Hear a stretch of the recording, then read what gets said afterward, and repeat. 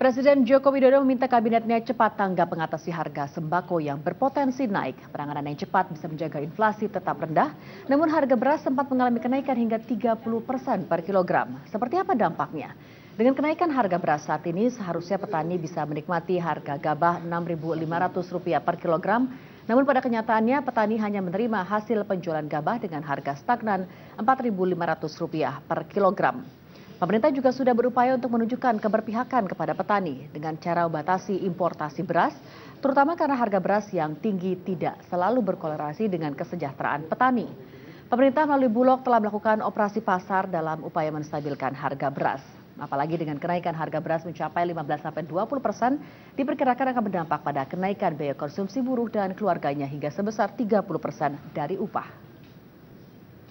Kenaikan harga beras yang berada di atas angka kewajaran di tengah stok beras yang mencukupi dinilai janggal oleh Menteri Perdagangan. Dalam hitungan Kementerian Perdagangan, harga beras seharusnya dijual di kisaran Rp7.500 per kilogram.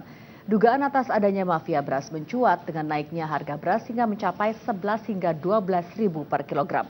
Meski demikian, pemerintah masih terus melidiki rantai mafia beras yang diduga berada di ibu kota.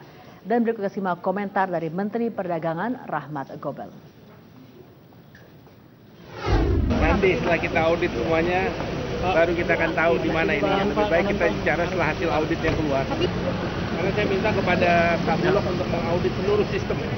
Proses dari mulai DO dikeluarkan sampai beras itu sampai ke pasar. Bagaimana proses prosedurnya. Nah, kita bisa tahu. Kan saya sudah bilang bahwa pada waktu yang lalu saya mendapatkan gudang beras para pedagang yang mengoplos itu pakai kantong merek dagangnya di sendiri, ya otomatis berkurang di Jakarta ini sendiri. Jadi paling banyak mafianya di Jakarta, Pak? Ya karena kalau lihat dari survei yang ada sekarang, Jakarta banyak sekali. Jadi masih akan berbantu audit ini ya Pak ya? Bukan, itu yang terjadi sekarang. Itu kan beras, misalnya termasuk beras operasi. Pasar yang harus diberikan kepada masyarakat senilai 7.400. Pamer apa? Tidak ada barang itu di pasar, sedikit sekali.